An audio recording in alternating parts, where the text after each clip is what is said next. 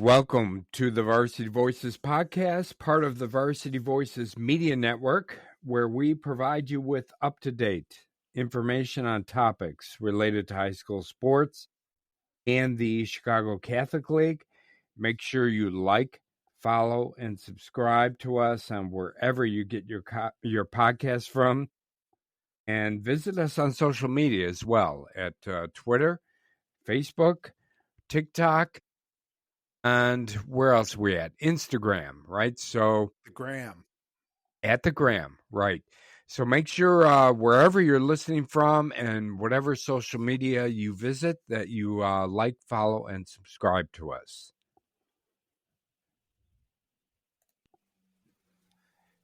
If you are looking to buy or sell a home, contact RE/MAX Realtor and Circle of Legends recipient Christopher Cobb. Let Chris's extensive negotiating experience work to guide you on all of your real estate buying and selling needs. Contact Christopher now to discuss the right strategy for your personalized real estate buying and selling plan. His number is 630-420-0070, or you can visit his website at christophercobb.com.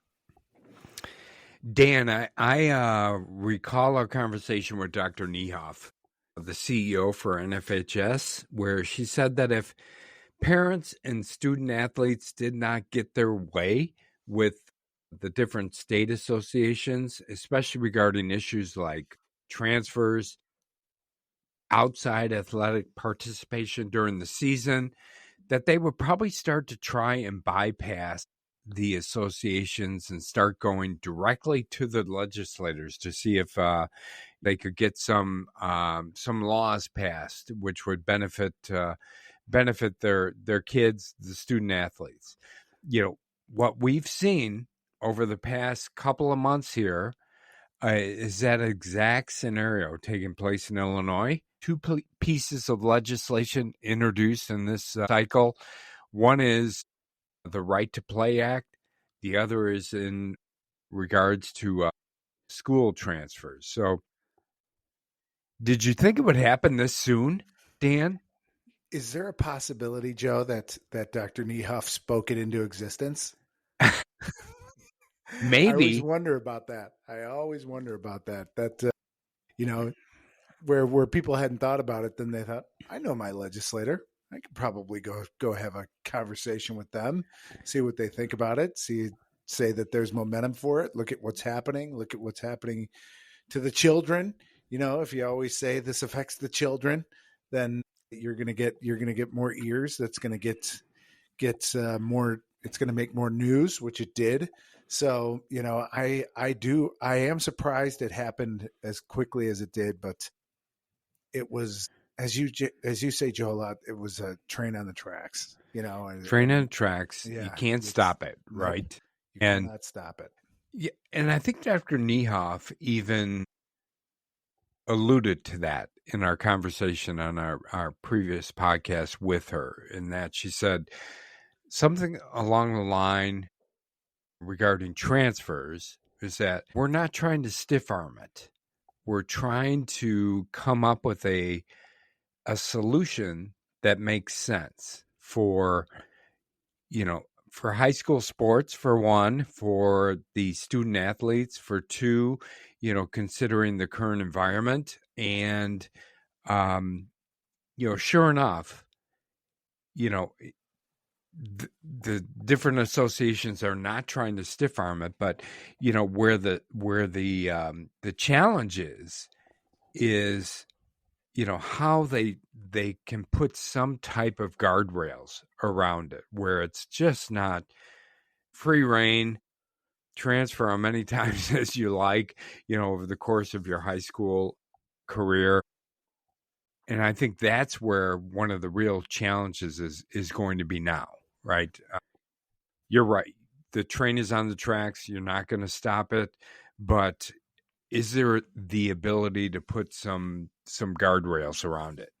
Yeah, and I think if, you know, and we're referring to the House bill that was introduced by Representative Camille Lilly. Yes, that's in regards to transfers and talking about legislation, right? Yeah, that's one thing. Yeah. I mean, the other one is the Right to Play Act. Right. That's out there too in Illinois right now. Yeah, I think that it's kind of the natural progression. What you have to have though is people can speak on these bills. I don't think the IHSA should just say, "Oh well, that's we're going to throw our hands in the air if they're against it." And if they talk to their membership and get an idea of where the membership stands, they should also meet with legislators and say, we're fine. We don't want to stand in the way. However, here's what you're missing. Excuse me, when you're looking at it as it's written today, can we offer some amendments? I think everyone should be open to have those discussions. I think so too. One of the things that it doesn't limit it, but one of the things that weighs into this is what some of the other states are doing already around this. And I feel like to some extent, Illinois and other states, not just Illinois, are playing catch up, right? They're trying to get out in front of this, but they're a little bit too far behind to get out in front of it. And I'm not sure what they can do. They've got to get out in front of it. They've got to get some kind of agreement from the state legislators that, okay, we're going to let this happen, but we need to make sure that it's reined in to some extent, that it just doesn't become, like we said before, the Wild Wild West. Yeah, and there's a lot more, like we talked about, there's a lot of factors rather than athletics. I know that bill centered around athletics, the one about the transfers, but there's stuff that goes into it if you're transferring, freely two times. There's especially if you're not moving, and we've talked about it before, the property tax thing that you've got to think about as well, and right, limits to how many people schools can have, and so you wonder if at any point, or at every point along the way when they come up with something that someone doesn't try and go after them for a particular amendment. This school can only handle 50 transfers, let's say. Well, I'm number 51. I'm a really good football player. I'd like to come to your school. Is that person going to sue, for entry into that school, saying, and coming up with several reasons. So it'll be interesting along the way to see just how. I don't think anything can happen quickly. I know these bills have moved kind of fast, and I don't know if the right to play has become law yet or not, but not yet, right? Yeah, not yet. Yeah. So let's talk about the two of them. All right. Individually, the Sure. legislation, Dan, and the first being the Right to Play Act. So there's a bill in the Illinois House right now, which I'll give you a synopsis, right, of what it says. The Right to Play Act provides that a student who is a member of a school athletic activity may participate in a non-school athletic activity that is of the same sport as the school athletic activity during the season in which the student participates in that athletic activity without losing eligibility to participate, provided that the student may not participate in both the non-school activity and a school athletic practice or competition for the same sport on the same day. It's a lot of words, right? Yes, athletic activity. Yeah, but what that means is that, we cover primarily football, or we talk about football, right? Right. So, and we know there's a proliferation of some of the 7-on-7 stuff, some of the other, even offensive linemen like camps or different type of exposure activities that take place for other positions other than just the skill positions. So what this would mean that players could do was that they could play on a Friday night football game, and then on a Sunday, Saturday or Sunday, there could be some type of camp. There could be some type of 7-on-7 competition that they could compete in as well without affecting their eligibility at all. Do you think that's a good thing? I think it is, that's tough, and when you're saying it, Joe, I'm thinking to myself, who's to say that some organization doesn't want to put a showcase football game on, real Right. football, 11 An on all-star 11. game, Yeah, an right? all-star Something game like that. on a Yes. Sunday, middle of the season, and it's going to be well attended by coaches because it's got stars in it, and and you can't stop someone from going to that. That's a lot. You'd like to think that having a league side by side with high school football just would be too much football. There's so much with the contact, and you need to rest, that you would think that that most parents would not be down for that. However, Right. after week 7, if there's or week 8, if there's a showcase, that is, or week 1 when you're just starting, I mean, who knows how you could plan it? That a parent might think, oh, the season's just started, you're not worn down.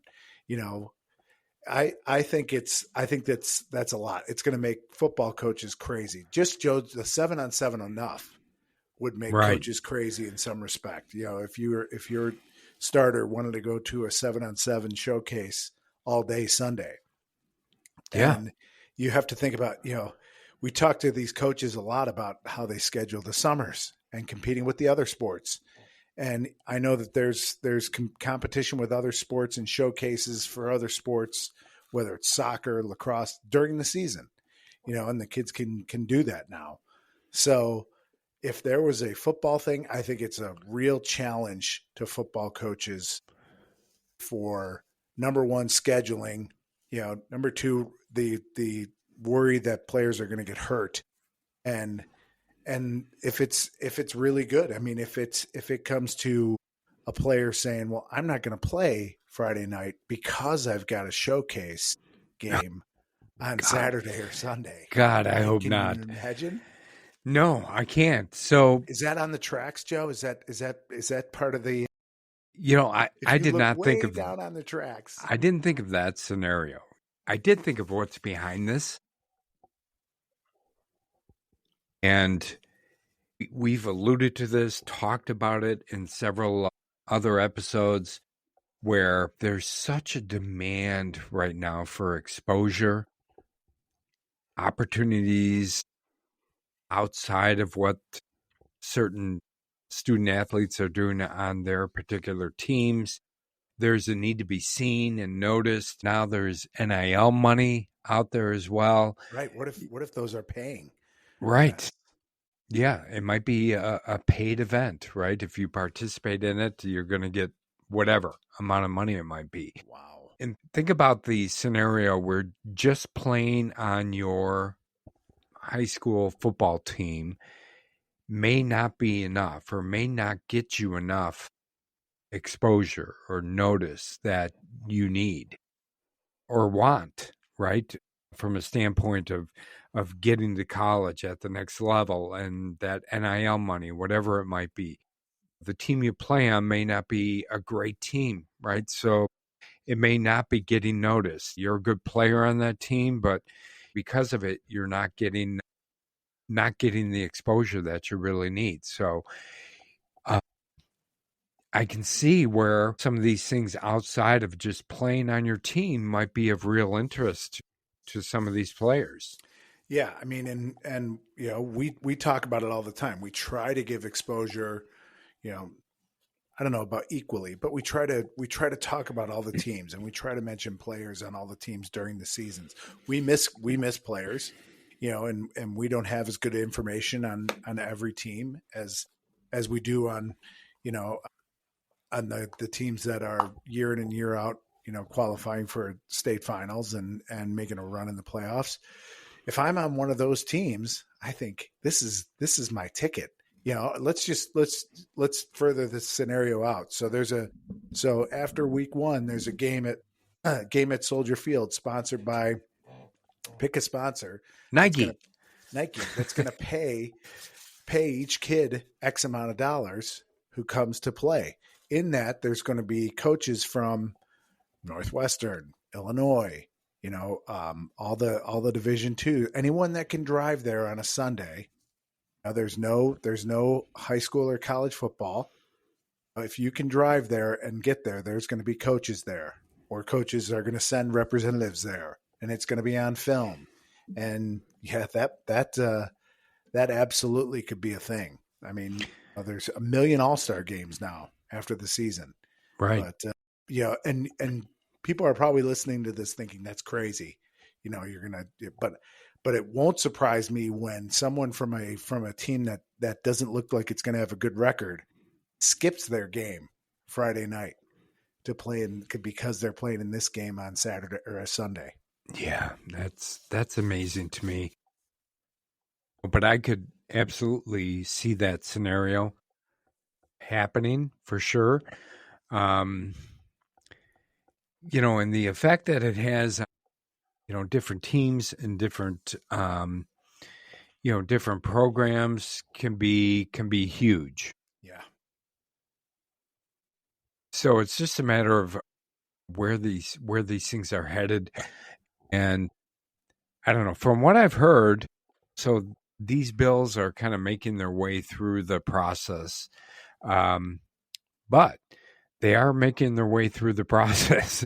Yeah. So it's not like this has been shut down. They've gone through the rules committee. They've gone through different debates on several of these. And these are going to come up to a vote within the next month or so, for sure. So Yeah.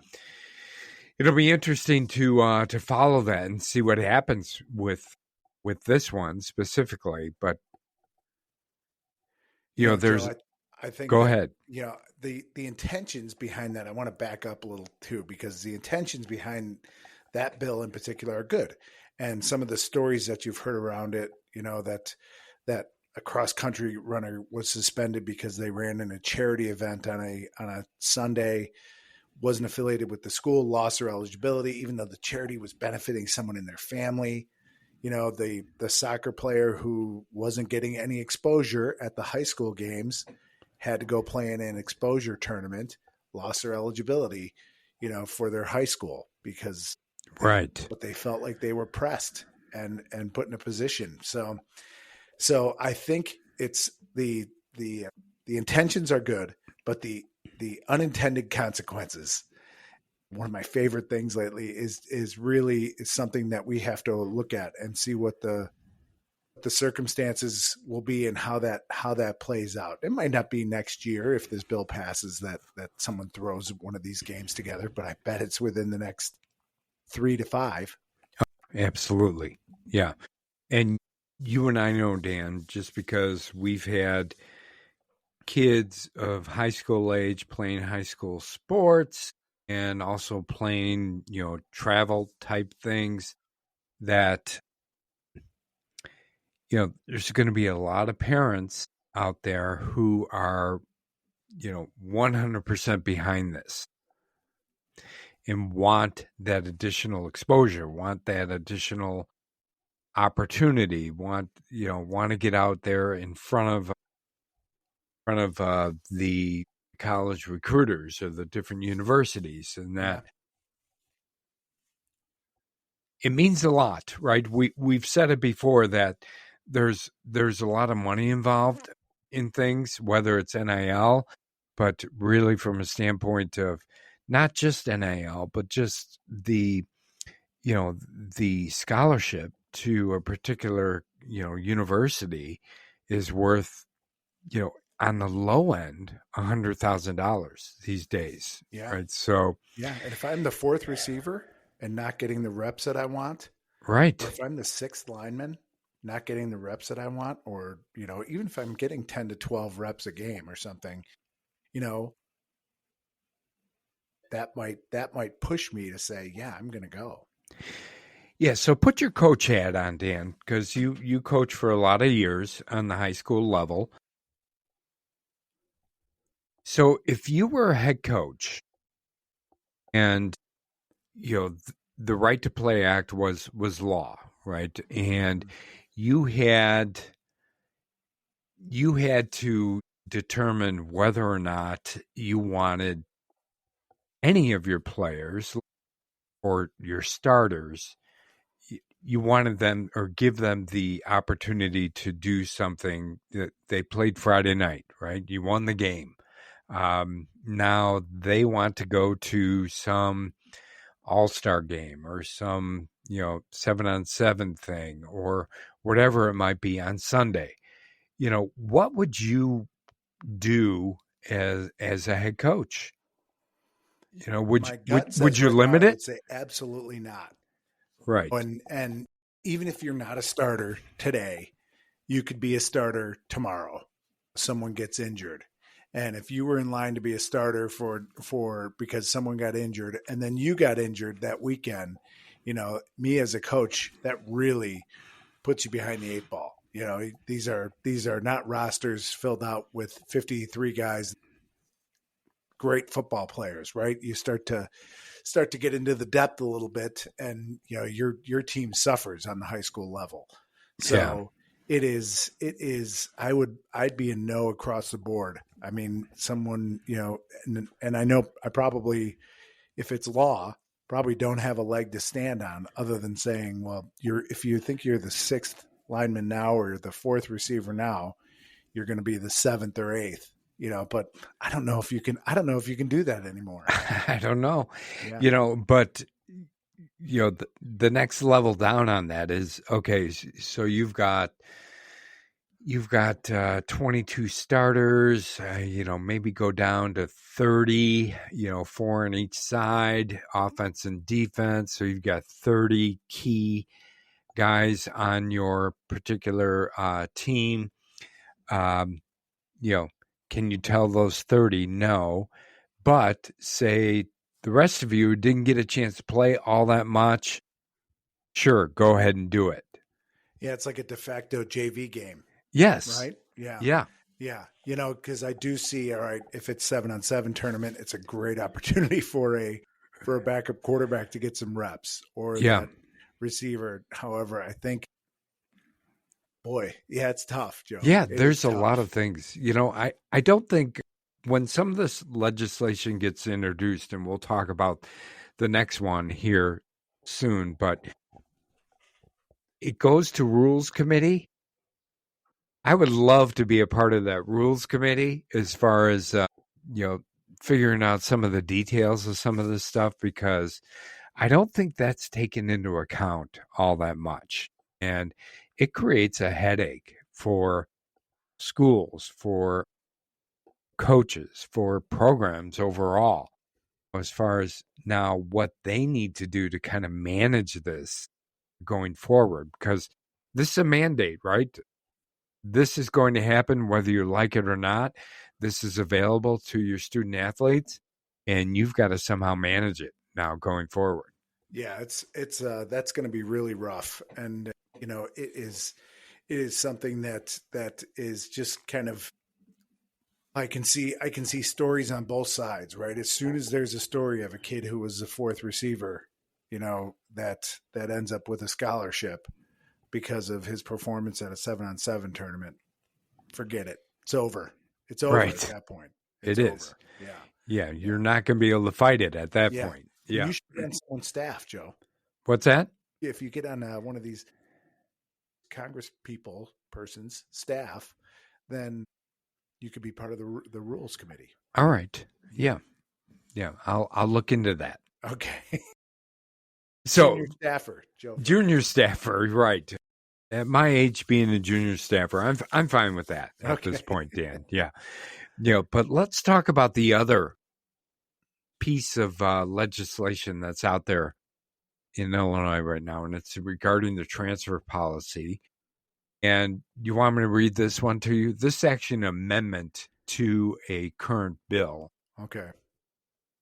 So it says, an association that has as one of its purposes promoting, sponsoring, regulating, or in any manner providing for interscholastic athletics or any form of athletic competition among schools and students within the state shall allow in its rules and regulations for student athletes in grades 9 through 12 to transfer schools up to 2 times before being subject to any of its other student athlete transfer rules or regulations.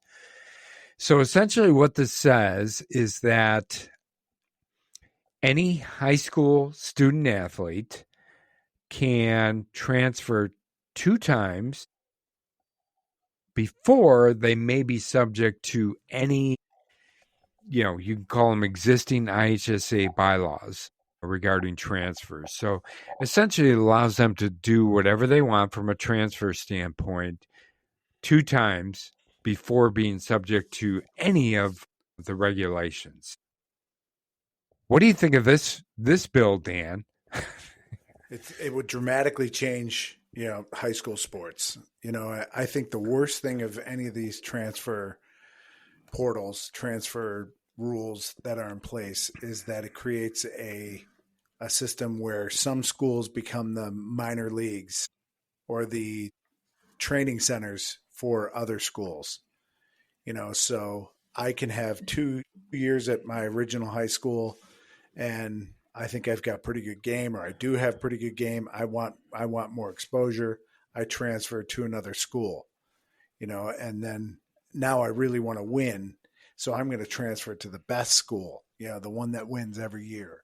Right. And you're just creating that word. You're going to create super teams, right? And so that's an easy downside to that. I just don't think that should be part of high school sports. Again, I understand, that people want to go where they want to go. There probably needs to be some amendments to that amendment, in my opinion, as far as number of transfers. If people want one freebie, my opinion is if people want one freebie, that's fine. 2 is stretching it to me. I think that's definitely how you would create all-star teams for sure. Yeah, maybe that's why initially this amendment says 2 times. Maybe they're willing to negotiate down to 1 time, right? But I think this amendment as written just begs so many questions. Right. I know this was referred to the Rules Committee as well. I hope it comes out of the Rules Committee with a little more detail behind it. Yeah.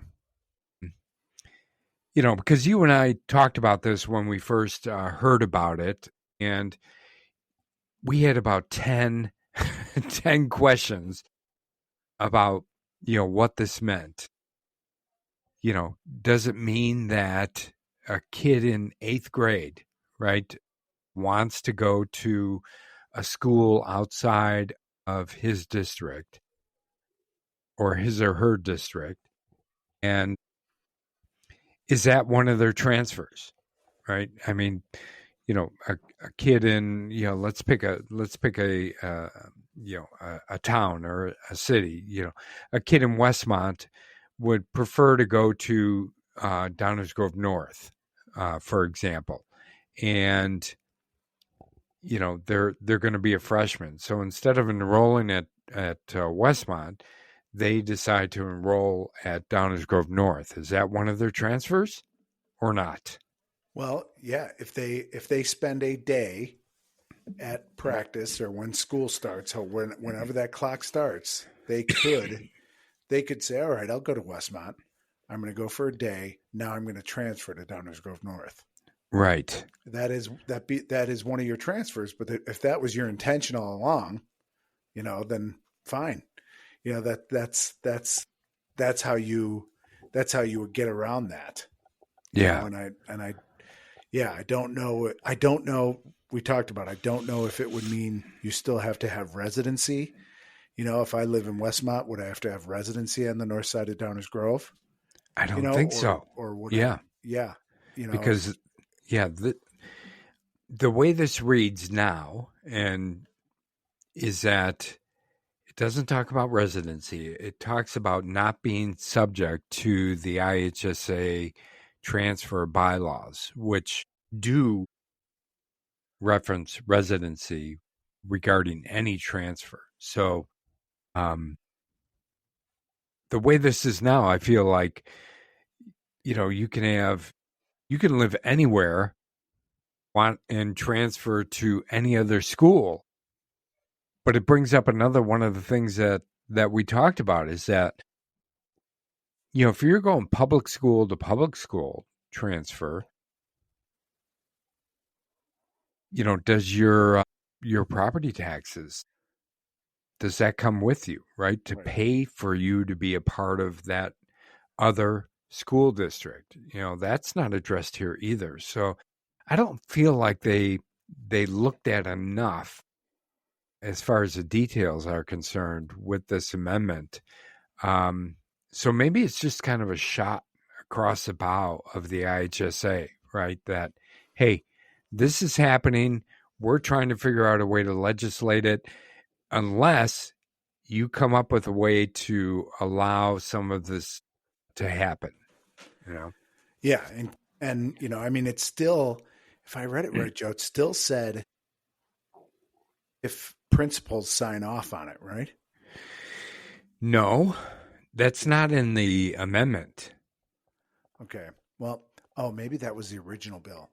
I don't know. Anyway, but yeah, you could have a principal at Downers Grove North saying, we're not getting any money for this. Right. Nope. Yeah.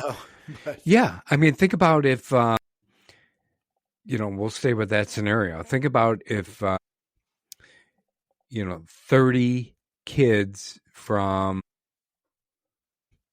Westmont and from some other area or other school district wanted to transfer to Downers Grove North. I mean, when you start talking numbers, the dollars start to add up. I mean, the schools have to support those kids, and that's supported with teachers who get paid, supported with property taxes.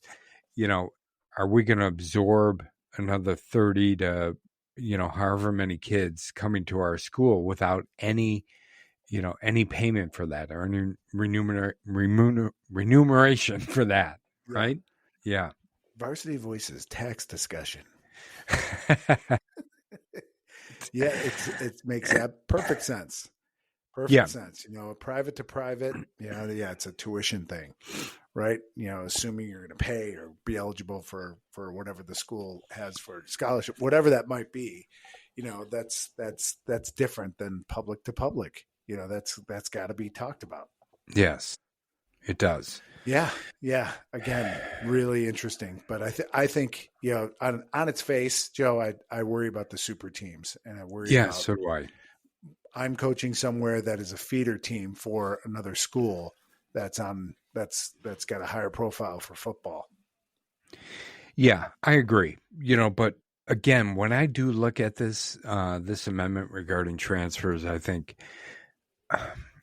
my interpretation of it is it's more of a sending a message to the IHSA that they've got to address this in a way that accommodates in some way, students wanting to, move from one school to another for whatever reason it might be, or student athletes moving for whatever reason it might be, just because there's not enough details behind it, with all these different scenarios that could possibly happen.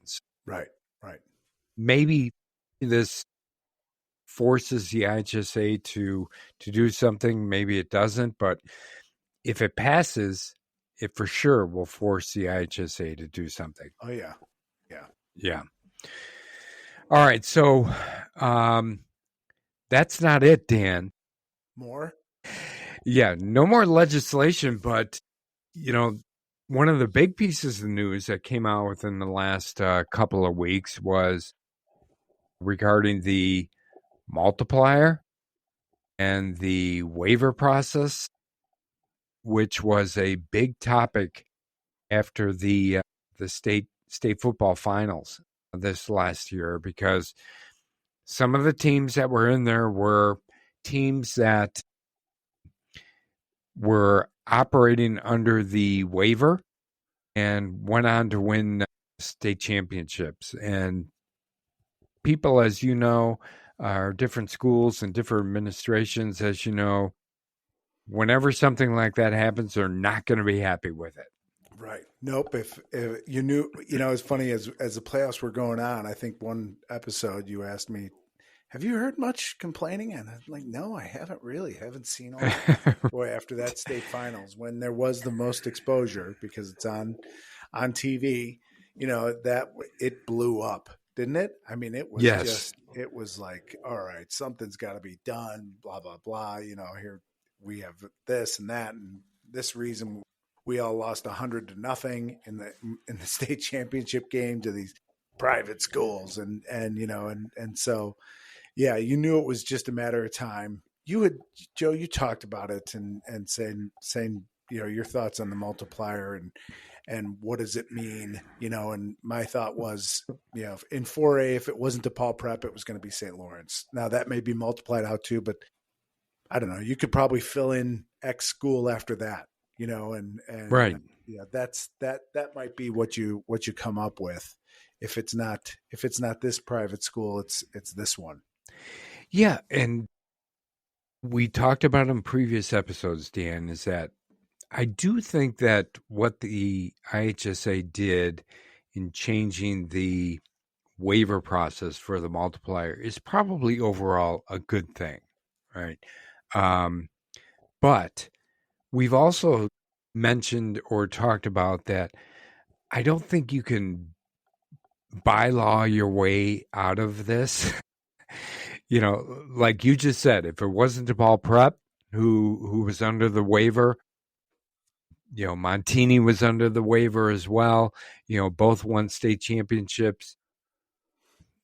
It's going to be some other team, and maybe a non-boundaried or private or Catholic school that wins that, right? So you can move these schools all around all you want, and I don't think over the course of things over years, over multiple years, that you're going to change the numbers that much. I really don't. It's going to be somebody else who steps up and kind of fills that void.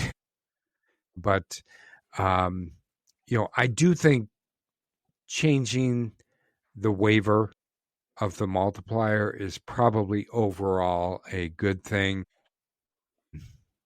I know why they did it initially was, some of the, non-boundaried schools like the Catholic League and others, some of the private schools, I mean, they were unable to compete, right? And compete at a level, when they were multiplied.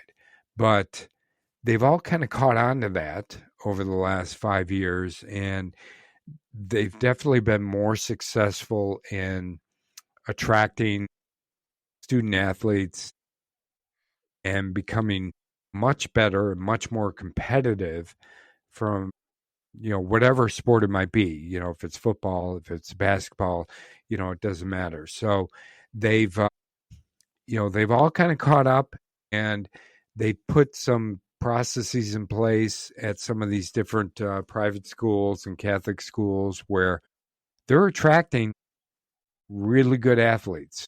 And that came to bear this past year with some of the schools. Like, DePaul Prep is probably the one that everybody kind of puts out there as the prime example, right? And it's just a matter of their success, don't you think, is of attracting student athletes and kids? Yeah, and I think but being the public school person would say, well, because they're non-boundaried, they can get those kids. Yes, they can. Sure, everyone would like to say, yeah, I'd like to go to Montini, or I'd like to go to, even if it's public, I'd love to go to Lincoln Way East. Well, you don't live in that district, so right until something changes, you can't go to Lincoln Way East, but you can go to one of these Catholic schools. So that's how they're drawing it, which is why some folks are upset about it, and so So from a day in day out football, perspective, it's going to make for some great playoffs. It will be. You're going to see 6A, 5A, 6A, 7A, 8A loaded Yes. with really good teams. And what proposal, Joe, I think will die now Which one? is expanding the playoffs. You think so? Yes. Now, why do you think that? Well, because if you do this with the multiplier, but you take away or you add the multiplier, you add all these other teams, right? So there's only so many teams that can fit in 8A, right, or 7A. Right. So you're going to have some of these teams that are on the bubble still bump down because now you've added, if you would have had St. Ignatius in 8A, if you would have had IC in 3A, if you would have had Providence in 6A or 7A, wherever they might land. I mean, there's 3 teams that theoretically probably would have made a run, and had a good shot to get to the quarterfinals, right? So depending on their path, unless they put them all against one another, but you're going to have more teams from the Catholic League that do more damage in the playoffs if you let twice as many teams in. So it really does away with this. You don't eliminate it. You push these schools down. You push a DePaul Prep that's on the edge. You push Bennett that's on the edge. You push some of these down back to where they are, and they'd be right back in the position where they were this year. So I think that proposal will die with this one being enacted. Yeah, probably. And you haven't even seen it mentioned in some of the,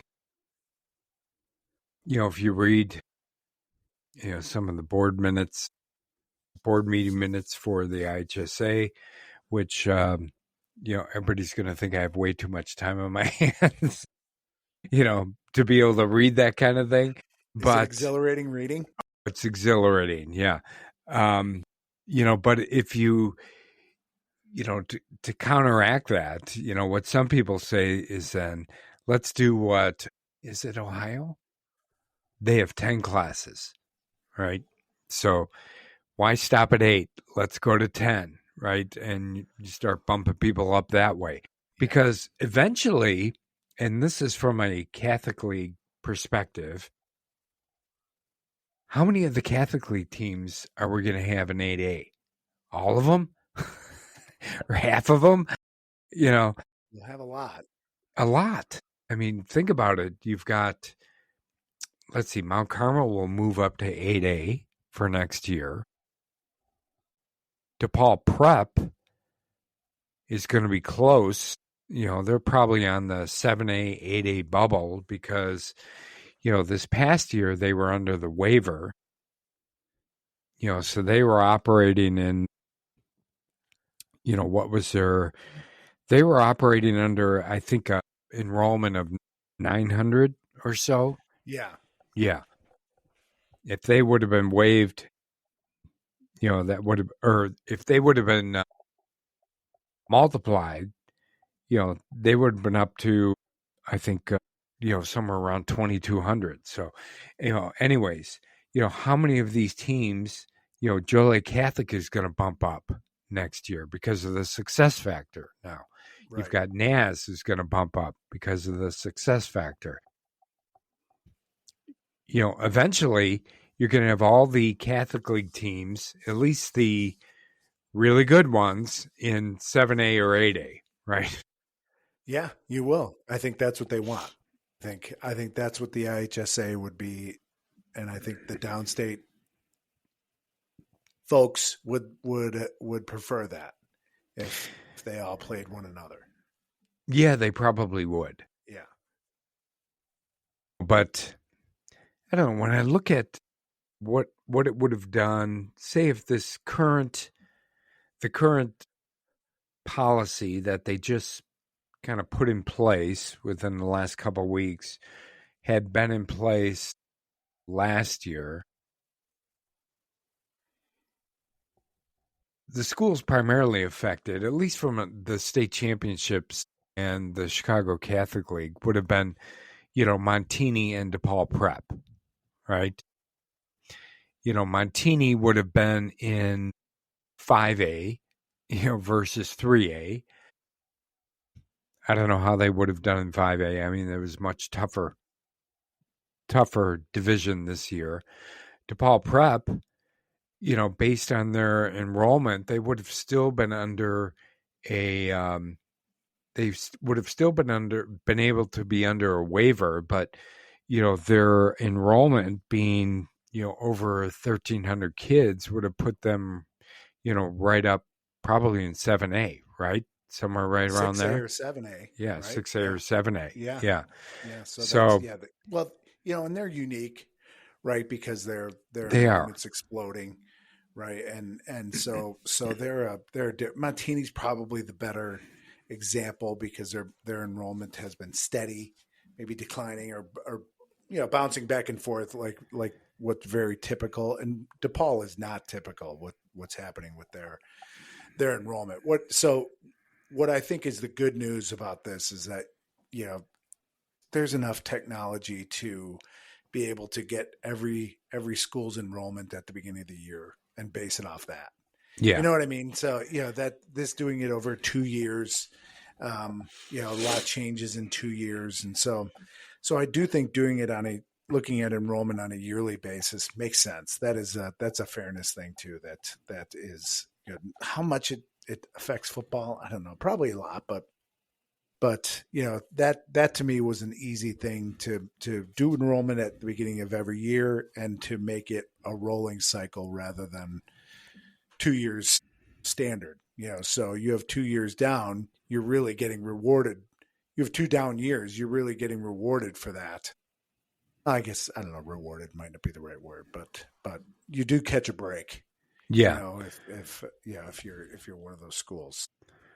Yeah. The one thing I don't like about it, Dan, and this is to me is so typical of the IHSA. Do you want to hear it? Yeah. All right.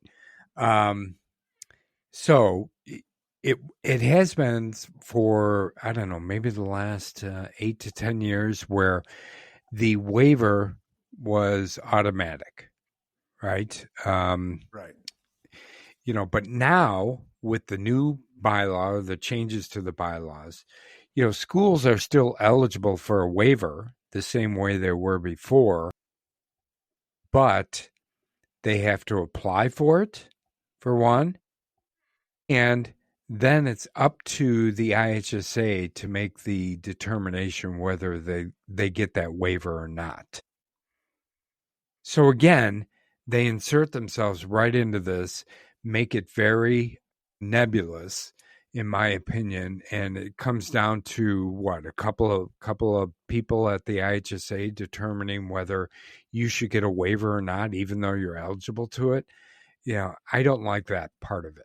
Yeah, I really you can don't. still apply. Well, I was going through the schools trying to look at playoff histories and that, and who might apply. And I actually was surprised. I came across Bennett, and they won a playoff game this past year, so they're multiplied. But it was their one win in the last 5 or 6 years in the playoffs, right? And I don't know what enrollment has done there. I think it stayed pretty steady, but to me, a team like that's like, hey, we won one game. It was against X opponent. Our situation hasn't really changed. I think a case could at least be made for some schools that maybe have one playoff win over several years. Yeah, but that's not the way it's written. No, right? It's not. No, I mean the only way Bennett could even apply for a waiver would be if they have not won a playoff game. Right. So they can't even apply. But what I don't like is that I think the waiver should still be automatic if your particular school meets the criteria. for the IHSA to now insert themselves in that and saying that even though you are eligible for a waiver, you still have to apply for it, and we still have to review it, and we still can tell you no based on whatever this criteria is. I don't like that. I don't like that they continue to insert themselves in this where it's not necessarily needed, and it just creates more questions, more concern, more people. If they happen to rule against a school who's eligible for the waiver and doesn't get it, what kind of can of worms is that going to open up? Yeah. Do you think that's the Althoff rule? Like, Maybe. because I don't know if they did. I'm just thinking of this now. So I don't know if they came out of nowhere or not, but they were playing under the waiver. Right. They were. Yep. So a school like that whatever happens, you change your commitment, the administration changes and say, we want to be good at athletics. We want that to be a big part of our program, our school, our culture. So we're going to put a huge emphasis on it. We haven't been to the playoffs in X amount of years.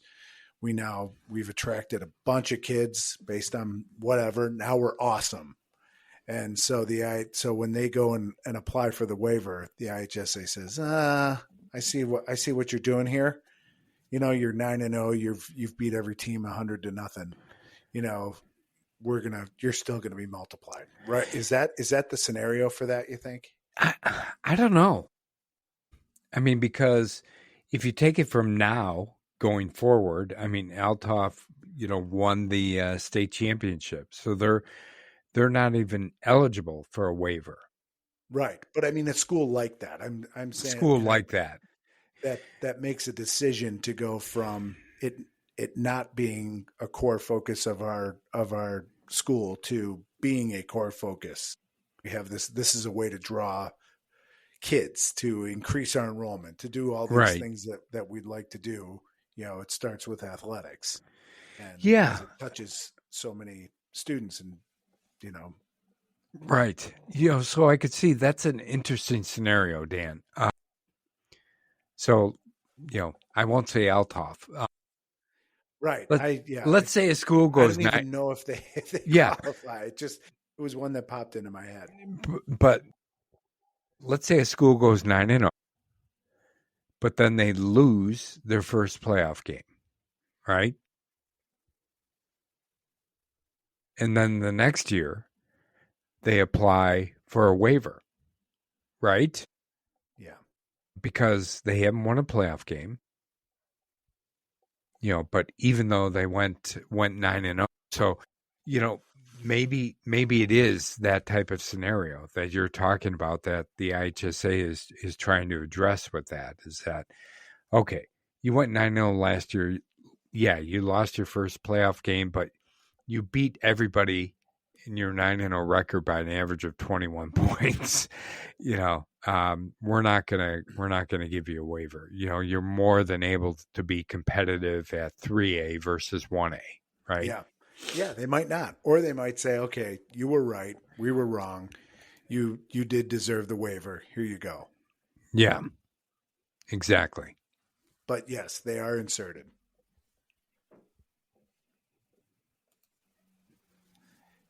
If you are looking to buy or sell a home, contact RE/MAX Realtor and Circle of Legends recipient Christopher Cobb.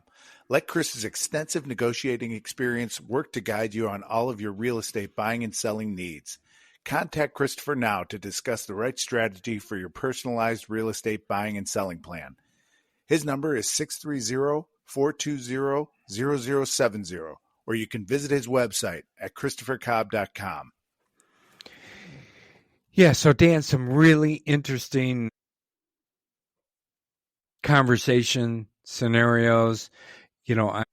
I'm really interested to see how some of this stuff plays out over the next couple months, especially with some of the legislation that's out there. But I think this is just the beginning. It's a train on the tracks, like you mentioned earlier, around several of these things. I don't think you're going to stop it. I think you're going to have to figure out a way to accommodate it and manage it and try and put some guardrails around it. Yeah, Joe. I think all these bills will have days where you can do public comments. I think you have to go. Maybe you have to go. Me, I thought you were going to say our listeners have to organize and go. Right. But right. yeah, I'm not sure. I think I think it'd probably be 50-50, right? There'd probably be 50% of the people on one side of this, 50% on the other side. Yeah. And that may be one of the challenges with it. But our listeners may nominate you to go. All right. You're going to be please comment. De facto representative at the IHS. Please comment if you would like for me to represent something, you or everybody else. I'm happy to go down and do that. Yes. Yeah. For a small fee. Right. Yeah. Yeah. I know it's not football and it's not talking about X's and O's and great players and that, but it is going to affect the people who listen to this show, and they are moving fast because the world is moving fast. So, yeah. So it's important, and it does kind of get the mind going and thinking about some of these scenarios that can happen, because they always do. Yes. All right. Well said. And that's it for this episode. We hope you enjoyed it. We enjoyed talking about it. I'm sure some of these things, as they kind of work themselves out over the next couple of months, we'll be talking about it more. But as always, we appreciate you listening. Make sure you like, follow, and subscribe to us wherever you're listening from. Check us out on social media. Like us there as well. And we will talk with you soon.